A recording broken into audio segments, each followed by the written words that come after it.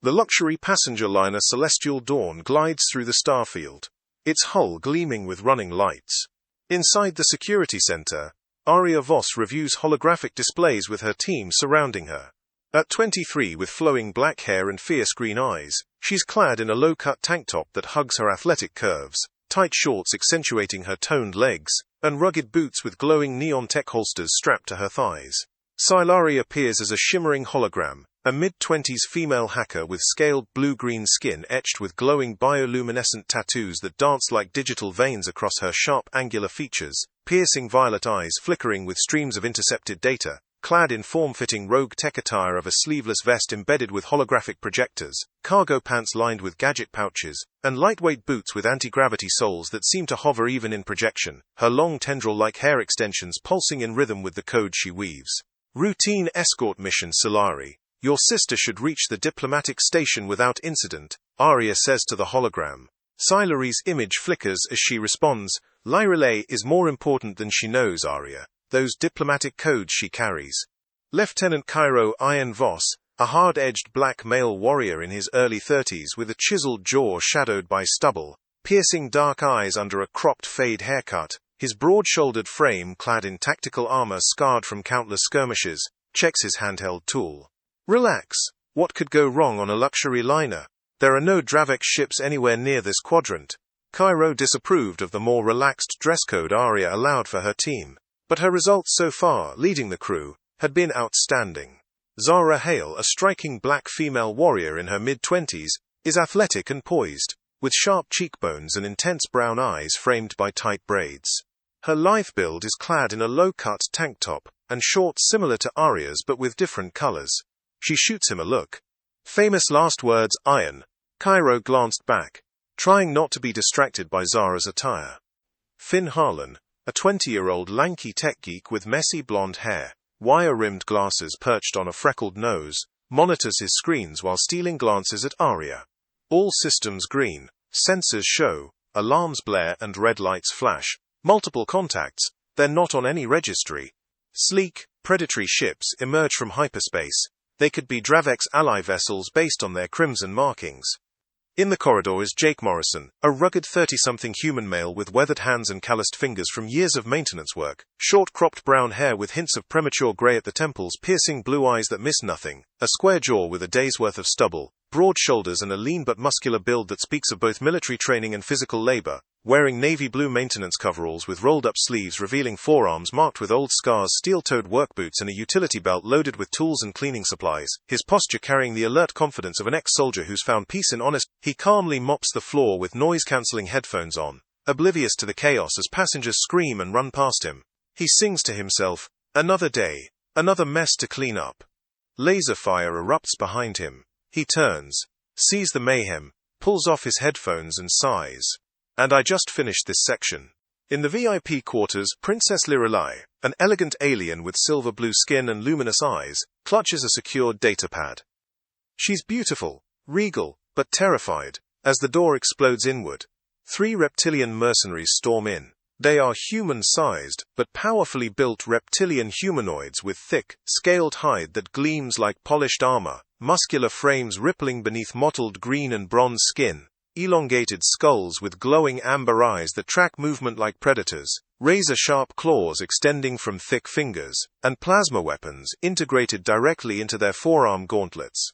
The reptilian leader speaks in a mechanical voice, Princess Lyralei. The codes, now. She protests, I don't know what you're talking about, and bolts for the supply closet. Emergency bulkheads slam shut in the security center, separating Aria's team. Lyralei, your sister's in VIP Section C. We're cut off, Aria shouts into her comm. Lyralei's hologram crackles.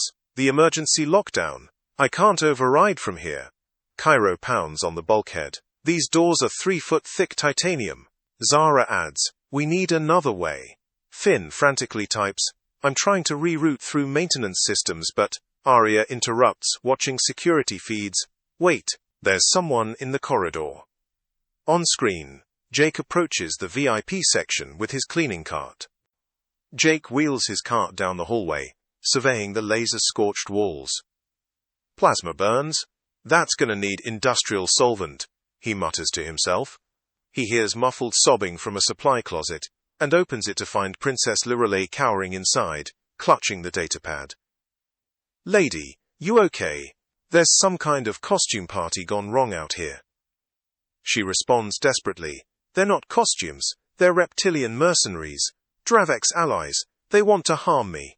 Jake processes this information. Reptilian mercenaries, on my ship, making a mess. His expression hardens. "Well, that's not happening. Nobody messes up my ship." He grabs an industrial floor buffer from his cart. Time to clean house. In the security center, Arya watches the feeds in amazement. "Who is this guy?" she exclaims loudly. Sila's hologram flickers. "A maintenance worker with a death wish?" 3 reptilian mercenaries round the corner in the VIP corridor, plasma weapons charging. "Human! Where is the princess?" Jake revs his floor buffer. "She's under new management." He charges forward with the buffer, its spinning brushes sparking against the lead mercenary's hide. The creature staggers back as Jake shouts to the princess, "Stay behind me!" Jake grabs a wet floor sign, using it as a shield against plasma fire. The energy bolts sizzle against the metal. Industrial-grade signage, built to last. He kicks his cleaning cart, sending bottles of chemicals flying. They shatter, creating a thick, blinding fog. The second reptilian mercenary coughs. "Cannot see." The human uses chemical warfare. Jake emerges from the fog with an industrial vacuum. "Nah, just spring cleaning." He activates the vacuum on maximum reverse, creating a powerful air blast that sends the mercenaries stumbling. The team watches in stunned silence from the security center. "Is he winning?" Cairo asks. "With cleaning supplies?" Zara adds. Arya speaks into her comm. "Janitor, can you hear me?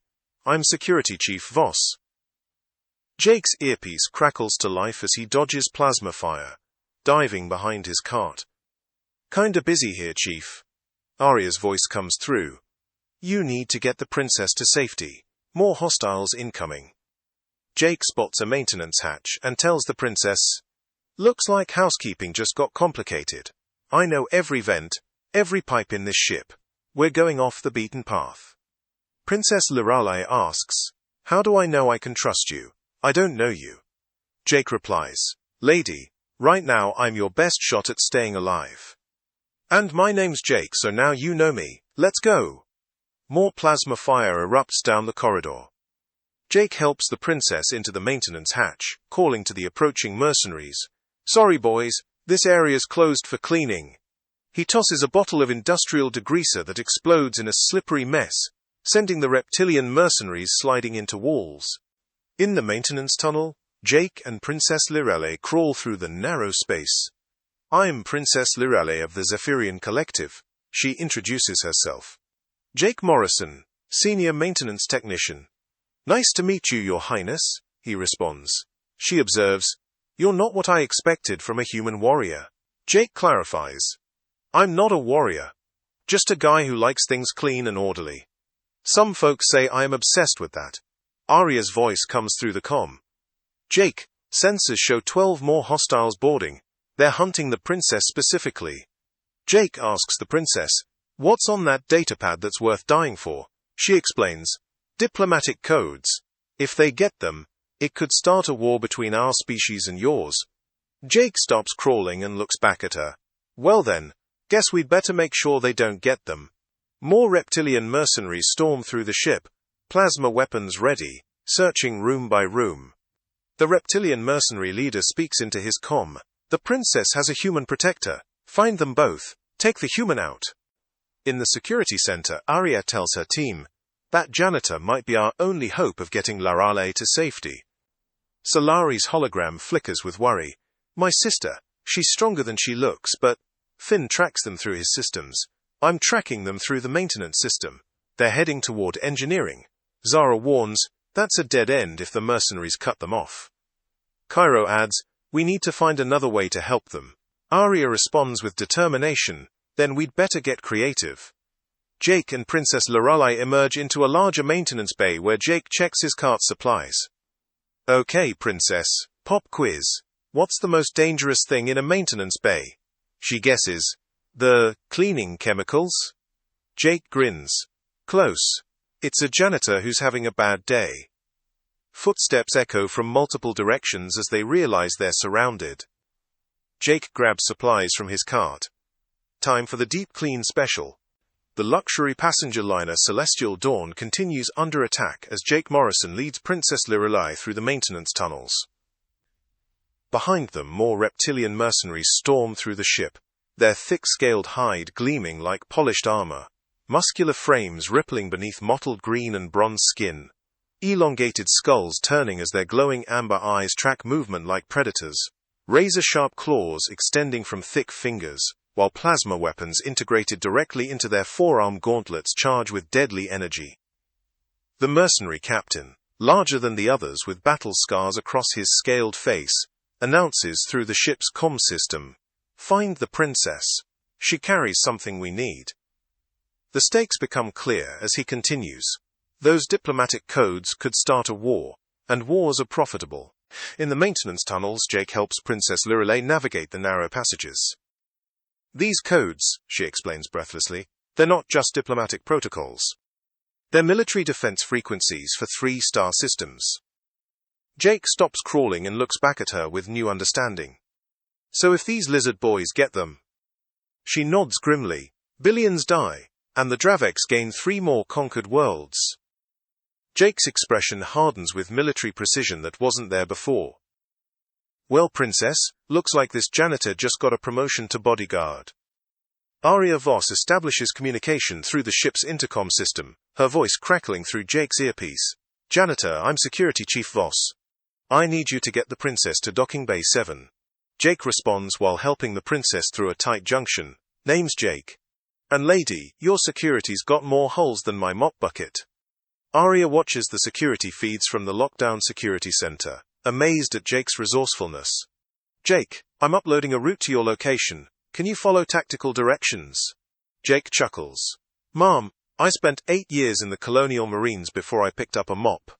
I can follow orders." This revelation changes everything for Aria's team. Finn Harlan adjusts his wire-rimmed glasses, his freckled face lighting up with hope. "He's military? That explains the combat effectiveness."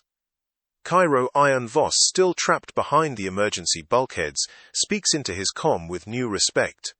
"Marine, what's your specialty?" Jake's voice comes back steady and professional. "Demolitions and urban warfare. Took this job for the peace and quiet." Zara Hale laughs despite their situation. "How's that working out for you?"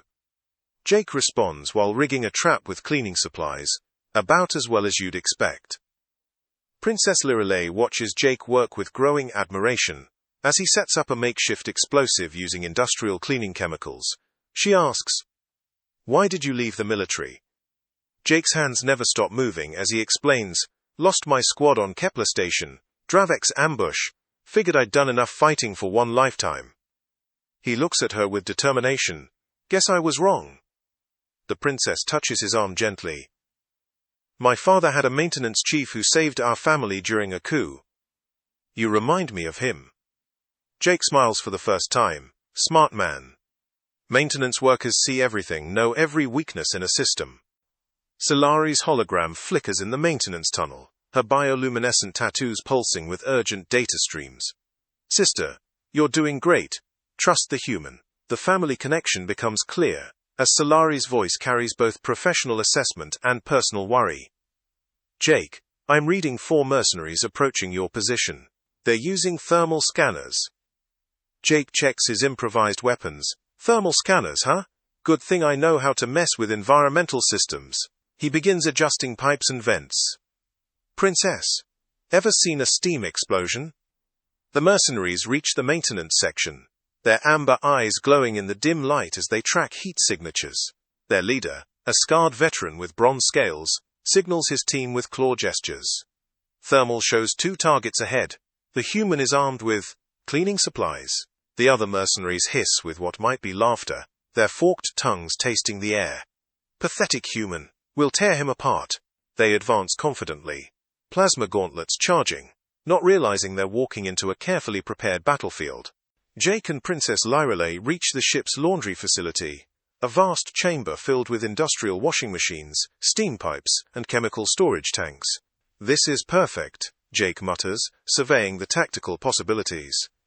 "Princess, you know anything about chemistry?" She nods. "Basic xenobiology and chemical interactions." Jake grins. "Good enough. See those tanks? Mix the blue with the yellow, you get a smokescreen. Mix the red with anything, you get a very bad day for anyone with sensitive respiratory systems." He begins positioning equipment strategically. Time to turn housekeeping into warfare. The mercenaries breach the laundry facility, their scaled forms moving with predatory grace. The leader's amber eyes scan the chamber. "Come out, human. Make this easy on yourself." Jake's voice echoes from the steam-filled room. "Easy's not in my vocabulary, lizard boy." The battle erupts as Jake triggers his first trap. Industrial washing machines spinning up to create cover while pressurized steam hoses create a maze of scalding vapor. The mercenaries advance through the chaos, their thick hides protecting them from the heat, but their visibility severely compromised. Princess Lyralei proves she's not helpless, using her diplomatic training to hack into the facility's control systems. "Jake, I can control the artificial gravity in sections," she calls out while dodging plasma fire. "Do it!"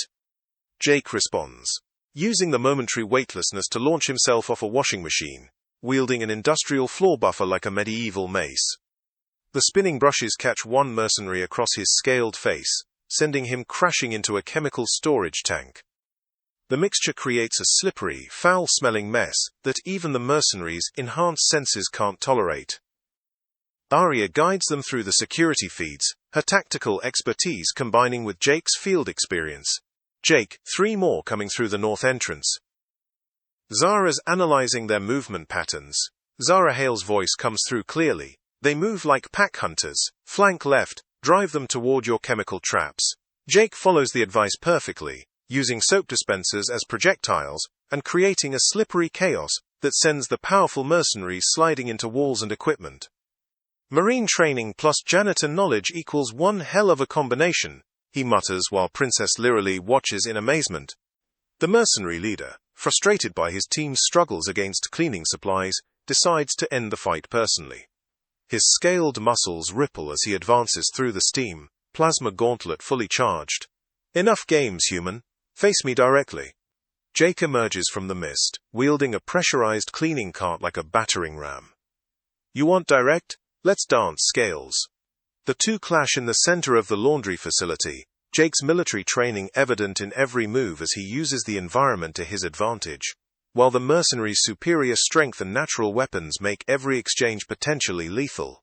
Princess Lyralei coordinates with Selari through the ship's systems, her diplomatic immunity allowing her access to restricted controls. "I'm locking down sections to prevent reinforcements," she reports while Jake battles the mercenary leader. Selari's hologram flickers with pride. "You're thinking like a tactical officer, sister." The princess responds while rerouting power systems. "I learned from watching the best." Her actions prove crucial, as she manages to trap several mercenaries in sealed sections, evening the odds for Jake's final confrontation. The battle reaches its climax as Jake and the mercenary leader face off among the industrial equipment. The mercenaries' claws slash through the air where Jake's head was moments before, while Jake responds with an electrified floor buffer that sends sparks across the creature's scaled hide. "Your species is weak," the mercenary hisses, his amber eyes blazing with predatory fury. Jake dodges another claw swipe. "Maybe, but we're stubborn as hell." He triggers his final trap, a massive release of industrial disinfectant that creates a blinding, choking fog even the mercenaries can't see through. In the confusion, Jake manages to defeat the mercenary leader, using his knowledge of the ship's systems, electrocuting the creature with a modified cleaning drone, while Princess Lyralei secures the diplomatic codes. The remaining mercenaries, leaderless and disoriented, begin to retreat. Arya's voice comes through the comm with relief and admiration. "Outstanding work, both of you. But we're reading more contacts approaching the ship. This was just the advance team." As they prepare to move toward Docking Bay 7, Jake and Princess Lyralei have formed a genuine partnership. She looks at him with new respect. "You're not just a janitor, Jake. You're a guardian." He checks his remaining supplies. "Just a guy doing his job, Princess. But sometimes the job gets complicated." Lyralei's hologram appears one more time. The route to docking bay 7 is clear. But sister, I'm detecting a massive energy signature approaching. Whatever's coming next is much bigger than these mercenaries.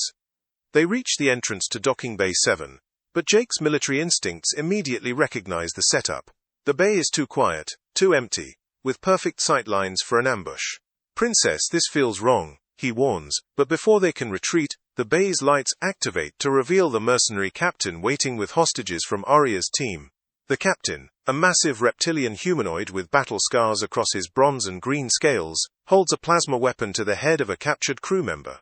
The codes, Princess, or your friends, become space dust. Jake assesses the tactical situation with military precision, counting enemies, noting cover positions, and calculating odds.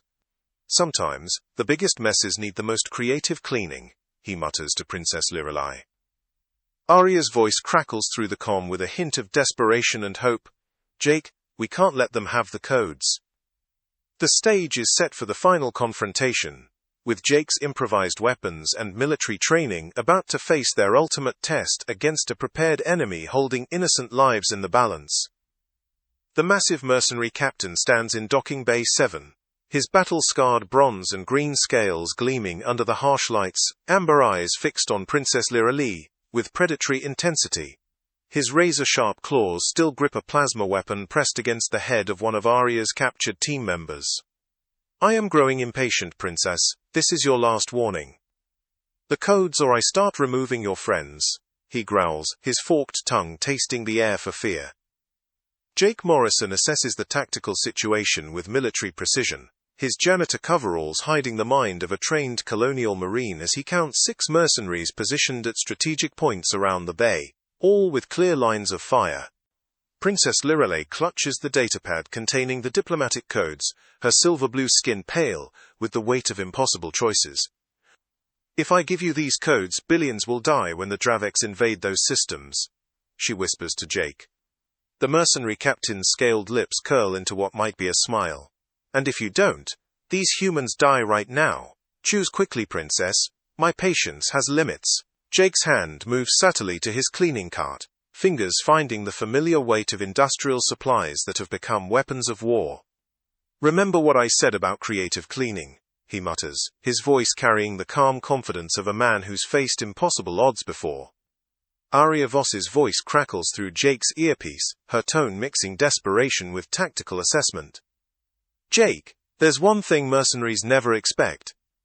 She pauses, watching the security feeds from her trapped position in the security center. A janitor who knows every system on this ship. Jake's eyes light up with understanding as he spots the waste management controls near the bay's entrance. Finn Harlan's excited voice joins the comm channel. Jake, if you can access the waste management system, I can help you weaponize it. The artificial gravity controls are tied to the same network. Princess Lyralei realizes what Jake is planning and uses her diplomatic training to buy time. Captain, surely a warrior of your reputation understands the value of a proper surrender ceremony, she says with regal authority, stepping forward with the datapad held high. These codes represent the fate of star systems. They deserve more respect than a simple handoff in a cargo bay. The mercenary captain's amber eyes narrow with suspicion, but his pride responds to the challenge. You seek to honor my victory? Very well, Princess, but make it quick. Lyralei's hologram flickers into existence near the bay's control systems, her bioluminescent tattoos pulsing with urgent code streams. Sister, I'm hacking the environmental controls now. Jake, you'll have 30 seconds of chaos when I trigger the gravity fluctuation. Her tendril-like hair extensions dance with data as she works. The mercenaries' heavy builds will work against them in zero gravity. Jake nods almost imperceptibly, his hands positioning cleaning supplies with the precision of a demolitions expert setting charges. The chaos erupts simultaneously from multiple directions. Jake triggers the massive waste system malfunction, sending torrents of recycled water and organic matter flooding through the bay's drainage systems. Lyralei's hack causes the artificial gravity to fluctuate wildly, sending everyone floating in different directions. Princess Lyralei activates the emergency lighting protocols, strobing the bay with disorienting flashes. In the confusion, Arya's captured team members break free from their distracted guards, Cairo and Voss immediately going for the nearest weapon despite his earlier injuries. The zero-gravity battle becomes a three-dimensional nightmare for the mercenaries, whose powerful builds and heavy scales make them clumsy in weightlessness. Jake, however, moves through the floating chaos with the grace of someone who's trained for space combat, using toilet plungers as grappling hooks to propel himself between surfaces. He launches cleaning drones like projectiles, their spinning brushes and suction systems creating havoc among the floating mercenaries. Industrial disinfectant creates blinding fog clouds that hang in the air, while the waste system continues flooding the bay with slippery, foul-smelling liquid. Princess Lyralei and Lyralei work together through the ship systems, the sisters combining diplomatic access codes with hacking expertise to lock down the mercenary ship docked outside. Their vessel is sealed, Lyralei reports, her hologram flickering with satisfaction. No escape route. Princess Lyralei adds, "And I've transmitted a distress signal with our location. Help is coming." The mercenary captain, floating helplessly in the zero-gravity while covered in cleaning foam, roars with fury. "Impossible! Humans cannot defeat Saurian warriors." Zara Hale, freed from her captors, demonstrates why she earned her place on Arya's team by taking down two mercenaries with precise combat moves adapted for zero-gravity. Her dancer's precision serves her well as she flows between floating obstacles, while Cairo provides covering fire with a captured plasma weapon. Finn Harlan, despite his technical background, proves surprisingly effective at using the bay's loading equipment as improvised weapons, his knowledge of the ship's systems allowing him to turn cargo manipulators into battering rams. The final confrontation comes down to Jake versus the mercenary captain in the center of the floating chaos. The captain's razor-sharp claws slash through the air, but his heavy build makes him slow and predictable in zero gravity. Jake uses his military training and Janitor's knowledge of the ship's systems to stay mobile, wielding an electrified floor buffer that sends sparks across the creature's scaled hide with each contact. "You messed with my ship, threatened my passengers," Jake growls, dodging another claw swipe. "Time for a deep clean." The mercenary captain makes a desperate lunge, his amber eyes blazing with predatory rage, but Jake is ready. Using the zero-gravity to his advantage, he spins the floor buffer like a medieval flail, the electrified brushes catching the captain across his elongated skull. The electrical discharge, amplified by the cleaning chemicals coating his scales, sends the massive mercenary into convulsions before he goes limp, floating unconscious in the recycled air. Princess Lyralei secures the diplomatic codes, while Jake ensures all the mercenaries are restrained. As the artificial gravity returns to normal, everyone crashes back to the deck in a tangle of limbs, cleaning supplies, and defeated mercenaries. The waste system finally shuts down, leaving the bay looking like a disaster zone but with all hostiles neutralized.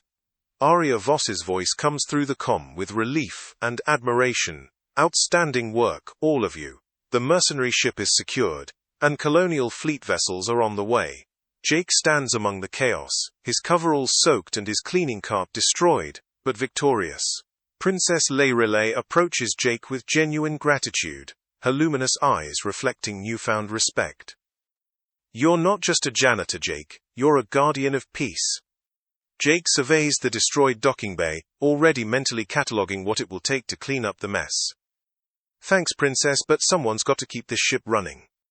Arya's team gathers around them, and Arya herself finally arrives as the emergency bulkheads open. "Jake, I'm offering you a position on my team. We could use someone with your unique skill set." Jake considers the offer while picking up scattered cleaning supplies, his military bearing evident despite his humble profession. "Thanks, Chief, but this ship needs me. Besides," he grins looking around at the chaos, "someone's got to clean up after you heroes." Cyrie's hologram appears one final time, her bioluminescent tattoos pulsing with sisterly affection as she and Princess Lyralei share a moment of reunion. "Thank you for protecting her," Lyralei says to Jake. "The Zephyrian Collective will remember this debt." The resolution comes as colonial fleet ships arrive to take the captured mercenaries into custody and escort Princess Lyralei safely to her diplomatic destination. The codes remain secure, 3-star systems stay free from Dravek's invasion, and the luxury liner Celestial Dawn can continue its journey. Jake returns to his maintenance duties, but now he wears a small medal on his coveralls, a gift from Princess Lyralei. As he begins the massive cleanup operation in the docking bay, he speaks into his comm. Maintenance to bridge. Docking Bay 7 is going to need a complete overhaul. And next time someone books passage with diplomatic immunity, maybe mention it comes with combat pay. Jake goes back to mopping floors in the ship's corridors, but his movements are more alert now, his eyes scanning for potential threats. His cleaning cart has been upgraded with some decidedly non-standard equipment, courtesy of Arya's team. As he works, a new passenger boards the ship, a mysterious figure in a hooded cloak, whose luggage emits a faint beeping sound. Jake notices immediately, his military instincts activated. He keys his comm to Arya's frequency. "Chief, we might have another situation developing. Looks like I've got another mess to clean up." The camera pulls back to show the Celestial Dawn continuing through space, its hull gleaming with running lights, while inside, an unlikely hero continues his watch, mop in hand but ready for whatever comes next.